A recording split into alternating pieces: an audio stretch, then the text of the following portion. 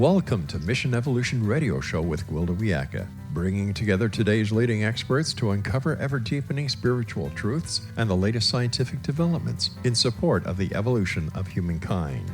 For more information on Mission Evolution Radio with Gwilda Wiyaka, visit www.missionevolution.org. And now, here's the host of Mission Evolution, Miss Gwilda Wiyaka.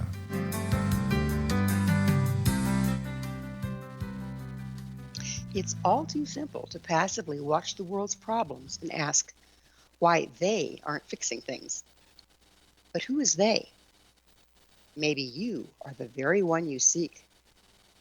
Mission Evolution Radio Show is coming to you around the world on the X-Zone Broadcast Network, xzbn.net. With us this hour to discuss being the one that makes the difference is Dr. Lance Secretan. Lance is a spiritual thought leader and authority on creating inspiring lives and organizations whose best-selling books, inspiring talks, and life-changing retreats have touched the hearts and minds of hundreds of thousands of people worldwide. He's the author of 24 books about inspiration, corporate culture, and leadership, as well as a personal memoir. A former CEO of Fortune 100 company, founder, university professor, award-winning columnist, author, and outdoor athlete. He has received numerous teaching, writing, and humanitarian awards, including the International Craig Award. He's the former chairman of the Pay It Forward Foundation. His website, lancesecretan.com. Lance, thank you so much for joining us on Mission Evolution. Good to be here, Gwilda. Thanks for inviting me. Oh, it's always a pleasure to work with you. Dr. Secretan, what is your degree in? I have two postgraduate degrees in international relations. I spent time interviewing the top 40 opinion formers in Israel and Egypt, and including the prime ministers of both countries and their leaders, and wrote a thesis about how we could achieve peace, which, as you can see, was not very effective. Aren't we having fun now? We certainly need your education in these days, don't we? For sure. But, you know, the interesting thing about that research was that the ideological reasons for fighting were not the reasons that they claimed. The reasons they claimed were the recent insult. So when somebody blew up a bus in Haifa, that caused revenge. And so it's a tit for tat, backwards and forwards, aggressive thing. It's not ideological. It's not about a nation state. It's not about boundaries and so on in the end. In the end, it isn't. So how did you become interested in inspiration? Well, there's a long story here, but you know, if you follow the history of management thinking, it started with managing and learning how to manage way back like 100 years ago. And managing comes with another piece called motivation, which is, and underneath that is fear. So motivation is basically a very primitive system of punishment or reward, which fundamentally is how everything runs. That's how politics run, marketing, advertising, corporations, even healthcare runs on that basis. So think about COVID, for example. But what we actually need, and this just wears us out, what we need is inspiration, which isn't fueled by fear, it's fueled by love.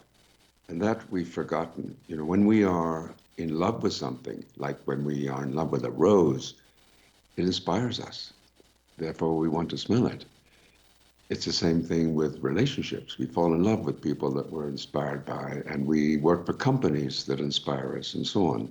So when we love something, it inspires us, and that's what creates passion and remarkable results. It's amazing how disconnected many of us have become from love. I mean, even when we say, I love you in a relationship, it's, I love you, therefore you will do this and this and this and this and this. Just the simple act of connecting on a love level seems to have gone by the wayside. Why is that, and what can we do about it? Well, we're in a pretty dark place, I think, at the moment. We have to dig our way out. And I think a great example, which a lot of people don't really appreciate, is the big return to office movement that's happening right now amongst corporate leaders, including Donald Trump, who is requiring all federal workers to return to the office. But frankly, this is a very clever way to reduce headcount. And that's the main agenda going on here. It's not about returning to the office, and all the arguments you hear about more creativity and all that stuff is baloney. It's not true. The research doesn't support that. But if I mandate that you come back to the office and you refuse, I'll fire you. And that's a good way. You haven't any recourse. So we're going to see tens of thousands of people lose their jobs over the next few months because companies are requiring them to come back to the office. Now, I tell you all that because how do you love people who do that? That's hard. And so we're in this place where corporate leaders are not behaving in a way that attracts love from the people that work for them. Love or respect or trust, even. Correct. So, how important is trust in inspiration? Well, trust is interesting you say that. I just was on a call this morning with a group of people who pointed out that trust is essential for inspiration. And, I trust the rose is not going to hurt me. I trust that when I fall in love with someone, that person won't be detrimental to me in any way. And I trust that my employers will be caring and compassionate too. That's how it starts, right? And when that's betrayed, that's the end of inspiration. So you're right to point that out. It's very, very important that we have that feeling of trust with each other. You can't demand it. You have to earn it, and it takes time. And then we're shattering it overnight because of a hidden agenda. Absolutely. That's an important point. It takes forever to build trust and no time at all to destroy it.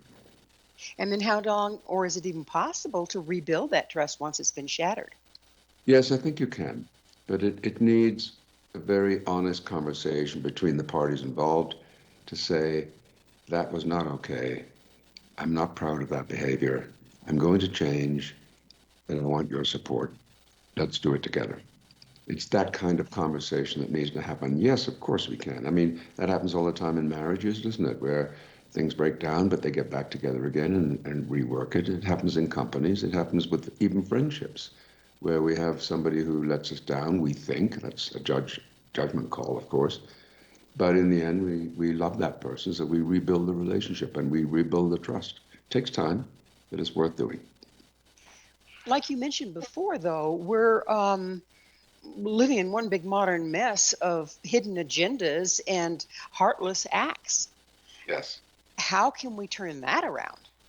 Well, I wonder if we can at the moment. I think that where we're at is, my advice to people is take care of yourself, create your own bubble.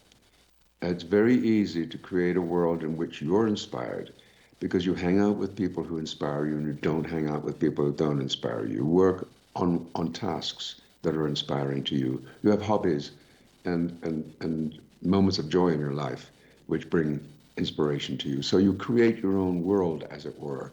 Yes, of course, the world could be ugly, can be disappointing. That's the way life is. But I think we can still live independently. You know how it goes. There are lots of people in countries, for example, that are totally impoverished and that have so much less than we do, and yet they're happy. And so, we have much to learn from that. The chance of our choosing to be happy as opposed to being a victim of the environment around us is an important distinction that we're smart enough to do. We're all bombarded, certainly in this culture, with media and pictures of what happy is supposed to look like, and pictures of what everybody else has that maybe we don't, and it goes on and on and on. To the point that we watch TV before we go to bed. It's just always there with us. I think within that we've lost our personal inspiration. We don't even recognize we don't have it at this point. Yeah, I think Go I ahead. think that's changing. I think that's changing. I see signs, and I'm sure you do too, in our advertisements, for example. A lot of people in commercials and so on are not the ideal shape or form. We're choosing a lot of diversity in terms of ethnic background, skin color, and so on in our commercials and what have you, but also people who are obviously overweight and not athletic or don't have a six-pack and all that. So we're beginning to learn, I think, to accept people. I love the concept the Japanese have. It's called wabi-sabi, which is their way of looking at the imperfection of beauty, seeing the beauty in imperfections. You know, when you look at a rock, it's not beautiful unless you see the imperfections of it and realize it is beautiful. Do you know what I mean? Or you can look at someone who's elderly and craggy in their face, lots of lines and so on, but they are beautiful. It seems like it's our what we've been trained to see as beauty, or what we've been trained to see as worth our while, seems to be leading more than our personal inspiration. How does our personal inspiration differ from that? Well, we've been taught, I think I'd put it another way, we've been taught to honor the exterior rather than the interior. You know, you can see a beautiful person who may be ugly on the outside, but beautiful on the inside. And that's so common, isn't it? I mean, you perhaps have had a little ugly mutt that you picked up from the animal shelter. An ugly little thing, but so loving and so beautiful. So I think what we need to learn is to search for the inside. What is the beauty inside? That's how we change. That's how we become more inspired. And we just let go of our attachment to the superficiality of what you're wearing or what makeup you have on or what your hairdo looks like or how much you weigh. These are irrelevant things in the end. Certainly on our deathbeds, we won't even be thinking about these things. What do you suppose we are so tied up in what things look like from the outside? Yes. What does that do to our personal, we're judging others, but what does it do to our personal self-esteem and our personal trust and our ability to bring something worthwhile forward? You know, I love, Gwilda, to think about the concept of letting go. I think it's such an important idea that we don't understand. And let me explain it to you this way. People talk about stress a lot. And I believe that stress is a myth. Because what actually is happening is that we are reacting to a given situation. And if I give you an example, we're driving down the road, we filter onto the highway from the service road, and somebody cuts us off. Well, we have a choice now. We can yell and scream at that person, make sure they know how stupid we think they are, and so on. And we can ventilate. Our heart rate will go up, our cortisol and adrenaline starts pumping, and we say we're stressed. That's a choice.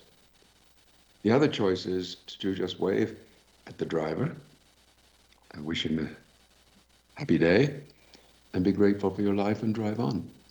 That's a choice. Then you're not stressed. So to answer your question, how does other people's appearance make me feel? If I let go of it, it doesn't matter at all. It's really about how I feel. Now, let me add one more point here. We have two selves. We have what I call the essential self and the social self. The social self measures everything on the outside. Will people love me? Am I pretty? Uh, do you like my hairdo? Is my hat nice? Well, Lance, Um, we're going to have to leave the discussion on the selves to the other side of a station break. okay. All right. Lance and I will return very shortly, so don't you go away. This is Mission Evolution, www.missionevolution.org.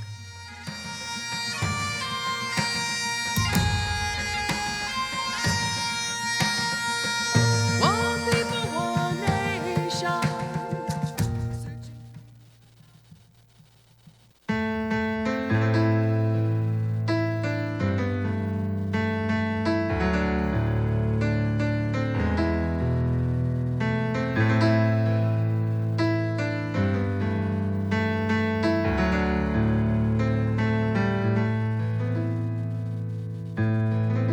The end has come, a night has fallen.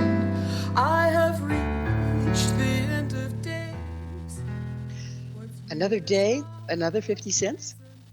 With us this hour discussing inspiration is Dr. Lance Secretan.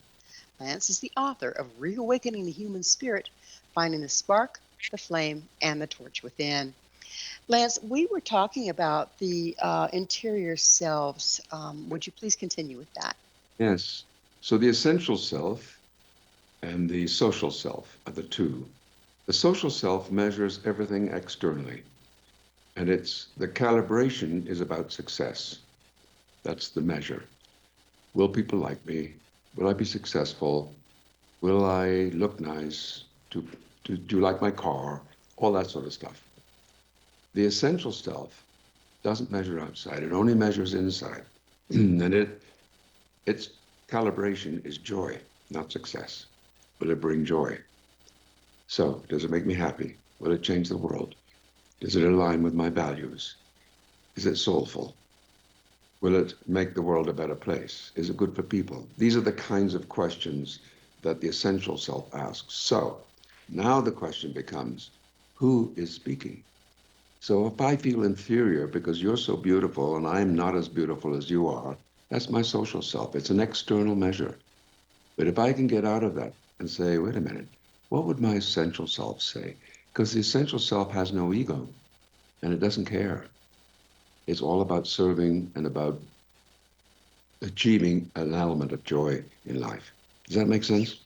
It absolutely does to me. And which leads to the next question of, okay, most of us don't even recognize we have an essential self. How do we find that? Well, you know, the essential self and the social self are really fancy names to describe the soul, the essential self, and the ego, the social self. So the ego is very picky and is very self-aware and self-conscious and always self-serving. So the social self is always about that. You can ask the question, what would my soul say now? That would be a different answer than what will my ego say now? So I always say to students that I teach, and I'm starting a new masterclass today, and I'll do it again with them. The big question I always ask is, what are you teaching when you're not speaking? You know what I mean? It's about who you are, not what you're wearing. Who are you? When I'm with you, what is the energy? How do I feel about who you are? I use the metaphor, if the Dalai Lama walked into the room and sat in the corner silently, didn't say anything for 15 minutes, got up and walked out, we'd be inspired. He didn't say anything. We just know what he stands for, what's important to him, what he believes, what his values are, and the good work he's doing in the world. So his energy is already inspiring. Those are the kinds of people we need to be. Do we each have the capacity to be that? I mean, Dalai Lama is obviously, an exceptional human being. Well, why not? I mean, when you think about the great leaders of the past, you think about Mother Teresa or Nelson Mandela, Martin Luther King, they weren't special. They didn't come from moneyed families or power or anything like that. They were hard-scrabble people. And yet, look what happened. I mean, they changed the world. Why can't you? Well, more of us need to at this point. That's a fact. Now, if we're talking about the essential self or the social self, it would be easy to say, okay, we need to align with the essential self and live there, and that's a lovely thought. But I don't believe God doesn't make any mistakes. Why do we have the social self if there isn't some use for it, if there isn't some place for it? What would that be? Well, I think you're right. And I think that has to do with ambition. It has to do with achievement, goal achievement as well, and outcomes, those kinds of things. For example, if you're an athlete, you have a mixture, don't you, of social self and essential self. Now, the essential self is the passion that's powering you because you love what you do and you love the whole experience of the sport. But there's also the discipline that comes with training and exercise and nutrition and all that sort of stuff. And that's the social self. Am I good enough? Am I doing enough reps? What is my coach saying to me? And so these are all external measures. So there is a blend appropriately in certain situations. But that's not really the issue. The issue is we don't no, I don't want to be too generic here, but most people spend most of their time in the social self. We've certainly been trained that way, haven't we? Absolutely. And If the media you talked about earlier encourages that, plays to that. It doesn't play to the essential self. It plays to the social self and tries to make you look less than you are. Ergo, you'll spend the money to become more, if that's the way you're looking at it. So when we're talking about interconnectivity between people, I would assume that that would have to come from the essential self, not so much the social self. How can you tell the difference there? That, how can you drop in to connect with people? Where are you coming from? Well, I was going to use the example of Donald Trump, because I think that Donald Trump, and I'm not making a political statement here, nor am I making any judgment, but I'm simply saying I think what you see with him is a highly developed social self and very little essential self. Because the essential self, what you'd hear and see a lot of, is compassion, love, empathy. And those are not characteristics that he has. I'm not saying that he's a bad person either. I'm just saying this is the way he functions in the world. So you can tell just by listening and looking. In the inauguration speech, for example, there's very little about the poor, the underprivileged, the folks that have a boot on their neck. There's very little conversation about that. Lots of other things. So I think we see that in lots of people. I think we saw it in Biden too. We see it in most people at this point, just because that's the way we've been trained. Yes. Would that explain why we feel so segregated, separate, lonesome, less than? Well, don't you think there's a feeling now in society generally that everybody seems to be out for themselves? That's been for a while, yeah. Mm-hmm. Yes. And that's the social self, you see. That's I don't care about you. I just want to get richer. I just want to have more money, bigger responsibility, more power, bigger house, larger car, all that stuff. It's all about me. And we see that just about everywhere, and we're playing to it too. We're even supporting that, it seems to me. Whereas, on the other hand, when somebody, for instance, like the Bishop of Washington, makes a speech about we need to be compassionate and caring, she gets derided. And so we're not in a place at the moment where that is landing on fertile ground.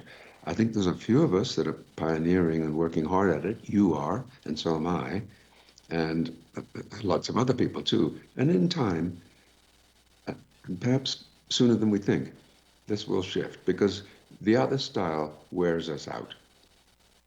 The other style is wearing out, isn't it? Do you think part of the problem, and if so, why, is that when you are coming from the essential self, you're perceived as weak? Yes, isn't that the truth? Well, and I love this because it's a paradox. You see, there's an old Iroquois expression, it takes a strong man to be gentle. And it's true that the opposite is what we think. For instance, a powerful leader who expresses their vulnerability and their frailties elevates their status with those that they lead.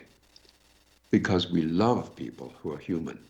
If you're a robot and you're perfect, what is there to love and respect in that?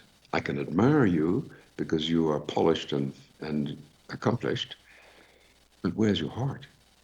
And yet, if you have someone, on the other hand, who is admitting their vulnerabilities, admitting their weaknesses, admitting that they don't always know everything, admitting that they need help, that's a different kind of leader. And in that case, these are the people we fall in love with. And what's so interesting is if you look at the political system, they would take those professed vulnerabilities and use them to discredit the opposition. Yes. And you see that in the boardroom, you see it everywhere. You do indeed. Even in amongst friends too. I mean, it's a pervasive thing. I have this theory, Gwilda, that, and I write about it every 4 years, that is, every time there's a new president, I write the blog. And I update it. I've been doing it for a long time. I think I did it first with Bush, and then from then on, I've been doing it every time we have a new president. And the theory is this: we get our cues of leadership from the commander-in-chief. If you go back and think about the different leaders, let's say starting from Eisenhower's time in the U.S., the different style of say, Eisenhower with a Reagan or with a Clinton, with an Obama, with a bush, both bushes, you can tell the difference, can't you, of the energy. And I think you would have seen in our societies a change in leadership style based on that. So you notice what's happened now with the new leadership style. Look what happened to the tech companies. They're all running around like chickens with their heads off, reinventing their policies and running down to Florida to kiss the ring of the president.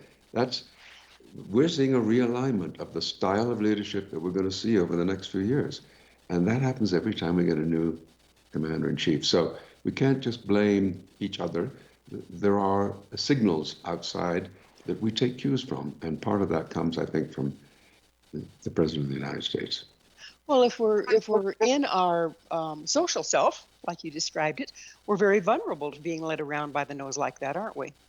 Well, indeed, and what we will know is that, well, this nice cushy stuff that we've been doing, what others would call fluffy and abstract and so on, soft, they're not in vogue just now. So the social self will say, I need to conform to the outside.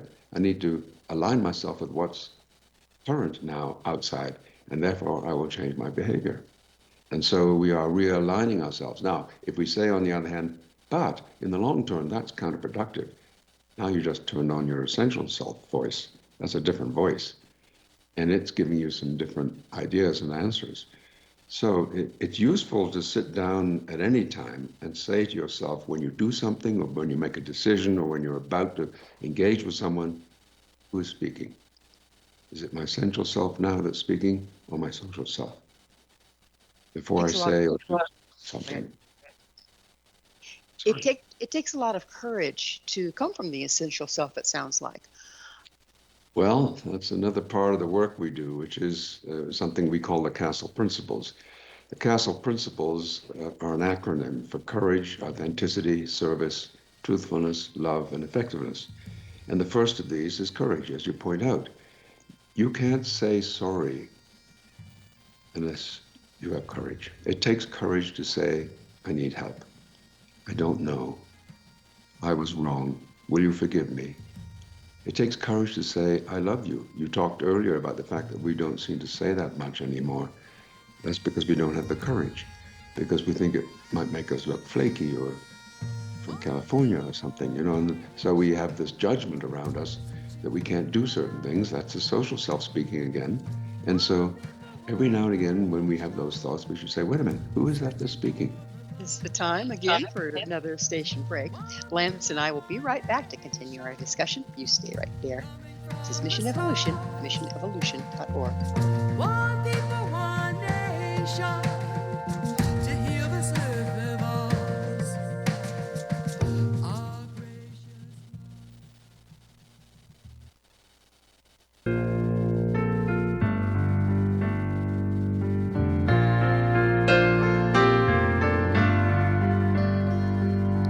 Brilliant feathers of an unearthly hue glide by on the edge of his dream. A whisper of touch, an unheard song. Whose bird takes flight, prompted by his broken heart. Fly high, sweet phoenix. Are you a leader or a follower? If you're a follower, who are you following? This is Mission Evolution, missionevolution.org. With us discussing leadership is Lance Secretan. His website, secretan.com. Lance, in the last episode, you were talking about how the leadership of a country dictates the behavior of other people. They use it as an example. What do you have to say to people that are, more followers rather than leaders? I mean, we're all different. How can we be more cognizant of who we're following and why, and making different choices? Well, I think that's a great question, and I don't think that there are right or wrong leadership styles. There are choices. For example, if you're in a dangerous situation where you have to protect yourself, like in a war, or if you have a home invasion or something like that, you're going to be in the social self pretty strongly, and that's probably appropriate. So there is a time and a place for this, and the ego should not be condemned. The ego is what keeps us healthy. It's what keeps us moving along. It's what helps us to grow. It helps us to be better in our lives and so on. So the choice is not between black and white, but to get the balance. My concern mainly is that we are completely devoid of an awareness of the essential self. We just live solely in the social self. And I think that's dangerous. It's useful when it's balanced, but it's not useful when it's the only thing you do. And that's the problem. Balance is the key to everything, isn't it? I Yes. know one of my teachers, one of the Native American teachings actually, is about balancing your shields, they call it. And that's balancing unconditional love of self with unconditional love of other. And it seems like in our society today, those that have unconditional love of self exploit those that have unconditional love of other. What do you think needs to shift in order to find that balance? Well, we start with ourselves, I think. We spend a lot of time criticizing other people, and yet we don't actually practice what we're criticizing. So we need to start with ourselves. I was earlier about to tell you about the castle principles, and I wanted to just mention something about them. They were created a long time ago. We did this by doing some research, interestingly, about what people do not like about leaders. And what they told us was they don't like cowards, they don't like phony people, they don't like selfish people, they don't like liars, they don't like people who use fear, and they don't like idiots, incompetent people. So those 6 things, we said, wow, look, this can't be rocket science. Why don't we just do the opposite? Well, the opposite is courage, authenticity, service, truthfulness, love, and effectiveness. Now, what I want to tell you is that a very good friend of mine, Marianne Williamson, who I've known for many, many years, and was a recent presidential candidate, now running for head of the Democratic National Committee. But at the time, I was staying with my wife at her home in Detroit. We were having dinner in a house, and I was telling her, Marianne, I'm so excited because I'm working on this new idea called the Castle Principles, and I told her what it stood for. I was going to tell her what it stood for, and she said, stop. Don't tell me. Let me guess. C is for courage, A is for authenticity, S is for service, T is for truthfulness, L is for love, and E is for energy. And my mouth dropped open because I hadn't shared anything with her. I didn't, nor anyone else. I didn't know how she could know. And, Hey, Peter. she said energy, which is not right. How you doing, buddy? But I said, how did you know How's that? Joyce? And she said, because I know your work, of course, so I cheat a little bit. Yeah. But here's the important reason. There's nothing new geez. to learn. Oh, interesting. That flabbergasted me. She was so right. We were born with Thank courage. God. We're born authentic. We're born to serve. We're born to love, to tell the truth and be effective. We're born that way. What happens? We forget along the way. And so what we Peter, need to come on. do is I actually give you my right remember arm if I now what we have forgotten. That's the most important journey for all of us. And what we've forgotten, if I'm hearing you correctly, is who we God. are. Yes, of course. I am a truth teller. The fact that I spend most of my life lying now is the person I've become, but I know better than that. Yes. We have these models, if you will, that apparently are not serving us well. And that's that, if you are going to be an effective leader, you have to be able to effectively manipulate people to do what you want them to do. And the list goes on, and it all goes right back to coming from the ego or the social self versus the essential self. Is there anything How I can we can do, move Pete? beyond these models? Because they're pretty strong. They are, but then we have a choice about which models we want to copy. So we can choose to Peter, copy we're the kind friends. of models you just described, but we could also be more like Martin Luther King, more like Nelson Mandela, more like Gandhi. We may not ever be them or be as influential as they are, but surely we could get there. I love to tell the story about a chemical company I used to work for as a consultant. And every year they had this meeting Well, I for will reach out to salespeople my prayer group where and they taught have them them pray how for you to and Joyce right away. deal with angry farmers, because Very take often in care the of spring, yourself, when my you put the friend. And if chemistry there's on the anything I ground, can do, something you goes just give me wrong, a and call. little shoots don't come up, or they go brown, or God bless whatever. you, Pete. And so they teach, Bye-bye. the farmers get mad as a result of that, and they get mad at the chemical company, so the chemical company teaches salespeople to deal with angry farmers. And I'm showing up, and I think this is really weird. So I said, look, let's just play a game for a minute. Why don't we hire Mother Teresa? We'll give her a Ford F-150 and a pair of big black boots, and she'll have the job of calling on farmers, okay? So the farmer calls, it rings, and he's mad. He says, okay, Mother Teresa, this one's for you. So Mother Teresa gets in her truck, up she goes to the farm. Farmer is walking across the field, he's mad, fuming. And she steps out of the truck and starts walking towards him, and he sees not a salesman, but Mother Teresa. Now the question becomes, is he still mad? Is he still angry? Is he still fuming? And of course, the answer is no. Why not? Got the same problem. Nothing changed for him. What changed? We changed. Because walking towards him is a person who's not abusable. So when we change, we cause the behavior of others to change. And so I call that the Mother Teresa theory. So we can choose whichever leader we want to follow and use them as our models. And yet, the tendency is viewing the current leader, whoever that may be, as the father figure or mother figure, and it definitely behooves us to fall in line with what they're trying to put out there. It Yes. seems like it's almost against the nature that we've been brought into to survive, to do otherwise. Where do we find the courage to follow another leader when it's diametrically opposed to what's being presented? Right. Well, that's about your values, isn't it? Because then you, I think, have to match what you're observing and what you're assuming you want to follow and say, does that match my internal compass, my inner values, in other words, my essential self? Does this fit?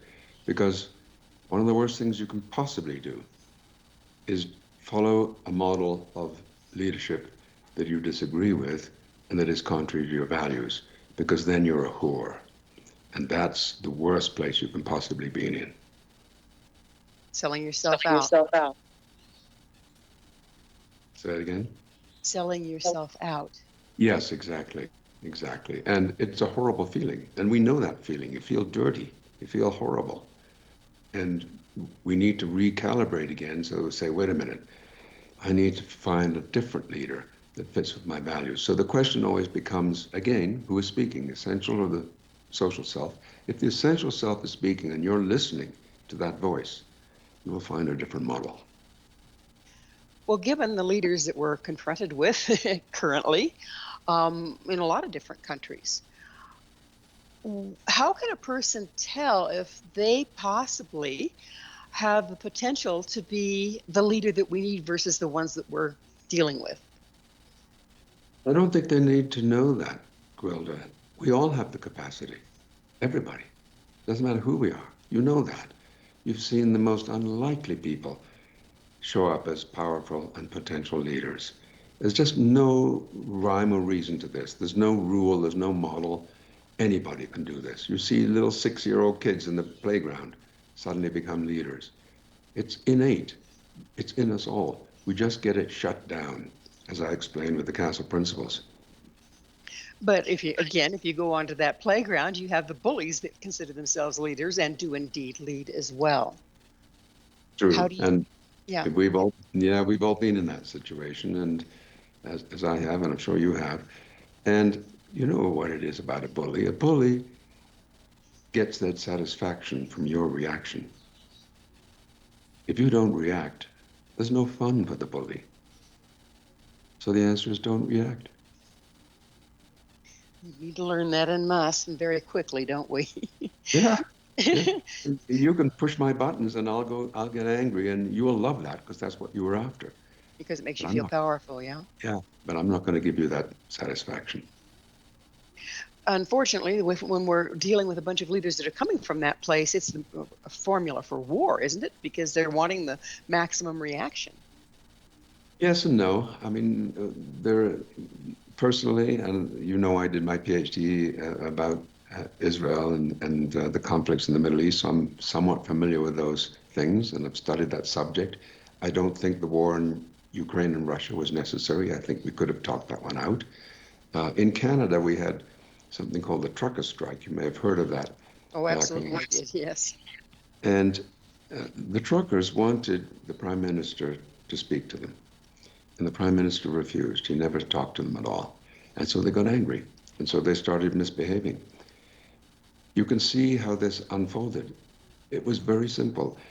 The Prime Minister didn't need to agree to what they were doing. He didn't need to compromise or anything. He just needed to be present.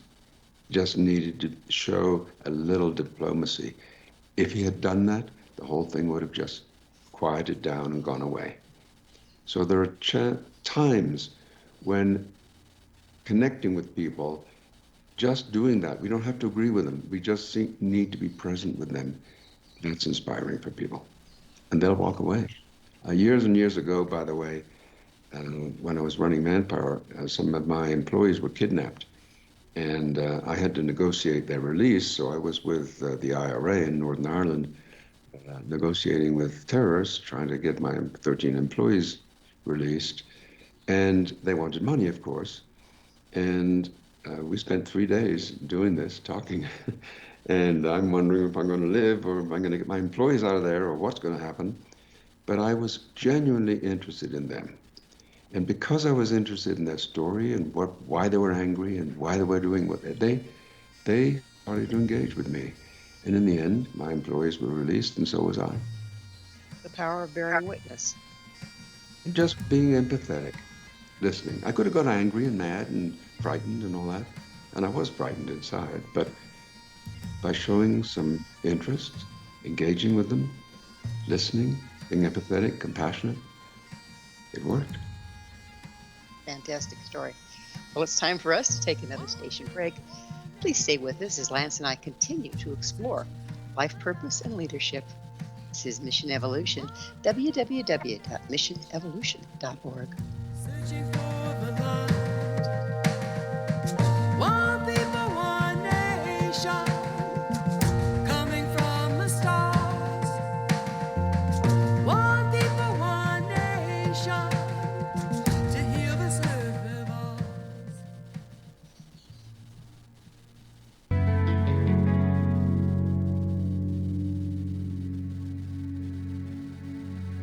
May you walk in beauty. May you walk in beauty. May you walk in beauty. May you walk in beauty. No one lives forever. What will you leave behind? This is Mission Evolution, missionevolution.org. We're continuing our discussion with Lance Secretan. His website, secretan.com. Lance, let's talk a little bit about legacy.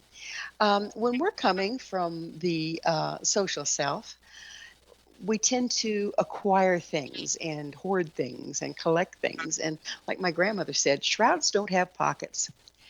So when we're contemplating what is our legacy going to be, how best to do that? How best to get clarity on that? Well, that's what I call the torch. So my underlying idea, the theory, overarching theory really, is the spark, the flame, and the torch, which is the subtitle of the book you mentioned. And the spark is about filling up our own tank first, so that we're full of inspiration. Then we're in a position to inspire others, which is the flame. That's the castle principle. That's how we do that. The torch is how we inspire the world. Now, how do we do that? The legacy part that you're talking about? Mm-hmm. Well, mostly well, there's lots of ways, of course, but one of the most important ways that people like you and I do this is by teaching, coaching, leading, mentoring, and empowering other people. The more we do that, the more missionaries we create in the world, and therefore the better the world becomes. So the whole idea here is for us to be looking at people and saying, how can I help people to grow? Because if people grow, a bunch of grown people who are growing becomes a community, a bunch of communities that are growing become a nation, and so on. So we can build that one at a time that way. that is about making sure that each of us is growing and we are helping each other, supporting each other growing. So you're saying that legacy really needs to be other people versus things. Correct. Correct. I don't want to be known for the things that I did. I want to be known for the growth of all the people that I've connected with or contacted or helped. It's they're the future, not me. I'm dead now. It's what they're going to be doing in the world that's important. How how can we inspire ourselves to live that kind of an exceptional life? Well, and now we're back to the spark part of the spark, flame, and the torch. So the spark has three components. One, we need to know who we are, why we're here, what we're going to do with our lives. We call this the why be do. Why am I here? How am I going to be? What am I going to do? Those three questions. You'd be amazed how few people can answer those questions. And I run workshops all the time, helping people to figure out what's the higher purpose of my life? Why am I here? What's the whole point of all this? It's not just to go through life and make sure my kids get through college and then make sure I have a pension and I have some money to live on when I'm old and then I get sick and die. That's not why we're here. We're here to make a difference in the world. What is that for you? So that powers us up. So that why be do part, why am I here, and your character, knowing, understanding clearly what your character is and your calling. What are you going to do with your life? What's your skill and gift, and how are you going to use those to serve the world? So that's the why we do. Second thing is to use inspiring language and build inspiring relationships. Esther Perel says, the quality of our relationships determines the quality of our life, and it's so true. So building powerful relationships, and so filtering, in other words, people out of your life that are uninspiring and embracing those that are inspiring, so that you're surrounded by a bubble of inspiring people. And then lastly, in that spark part, creating a dream. What is your dream? And it should be a dream that can be lofty, world-changing, or it could be mundane. I want to take my kids to Disney World. That's a dream. If it's something that hasn't happened, you've never done it before, that's a dream. And we need dreams. We could go back to the right beginning of our conversation, Gwilda, and say, I think, with certainty, we've lost our dream. Yeah, we have too, haven't we? When you're talking about life purpose, do you feel that life purpose is something that each of us comes with? Yes, but I think we don't discover it sometimes, or at least I don't think everyone discovers it. A lot of people, and you probably know them, live mundane lives that really don't amount to much, and then they die. And, there won't be any record of them. We will forget them in a few years and so on. They could have done something big. They just chose not to. So it's in us. Yes, absolutely, it's in us. And all of us need that. Now, having said that, I think what we need, and I certainly have needed it in my life, we need mentors and sponsors. This is the legacy you were talking about. I wouldn't be who I am now if people in my life hadn't given me breaks, opportunities, saw the possibilities in me, empowered me, trusted me. I mean, that's huge. I couldn't have done this without that. Having someone like that, don't we have to step out of our social self enough to meet them, enough to take advantage of what's being offered? Certainly. I couldn't say it better. So it's time in the show, Lance, when I get to ask you, what's your mission? Well, I don't believe in missions.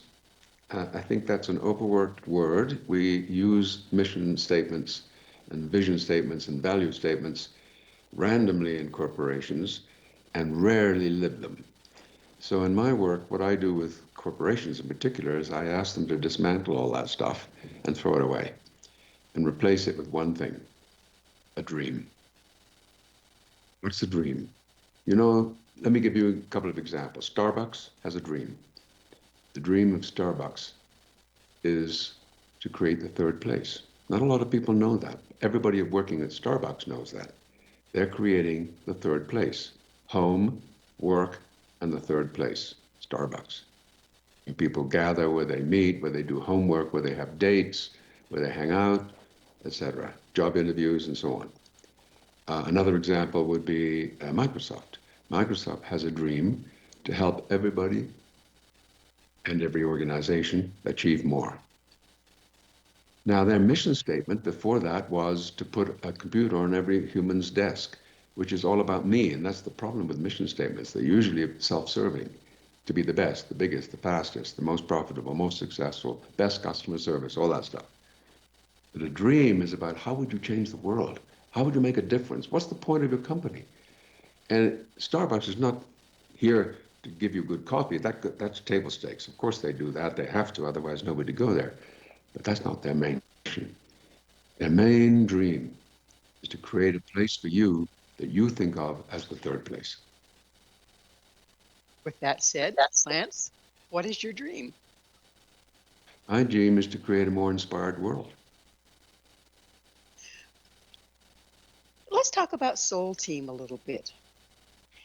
You talked about surrounding yourself with inspiring people, and Yes. I would translate that to be, well, probably Soul Team. How do we find those people? How do we find those people that just really we can bounce off of each other and create that spark together? I love that term. I'm going to borrow that. I love that phrasing. That's really nice. I think it starts this way.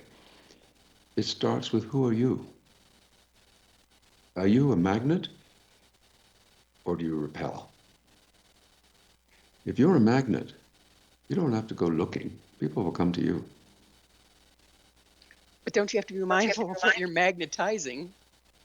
Well, of course, but you then can use discernment. So if by misfortune you happen to attract a jerk, you don't have to embrace that person, be civil and all that stuff, and you may have to work with them too. I mean, we don't have total control on that, do we?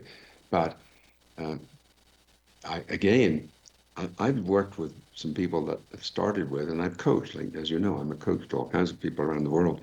And what I'm finding very often is angry people just need to talk to someone who's not angry. That would be me.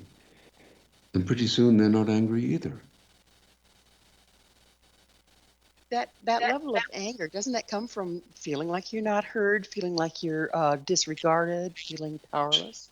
Yeah, it's an affront to the social self. Something has attacked you there. Somebody said you're not competent, or you don't do enough work, or you don't work hard enough, or you don't look beautiful, or something that has affronted your social self. So now you're pissed. Well, fine, but now let's just talk about letting go of that. Let's talk about moving from that place to the essential self. How would you move around in the world now if you were thinking from that place instead? It'd be much more fluid, wouldn't it?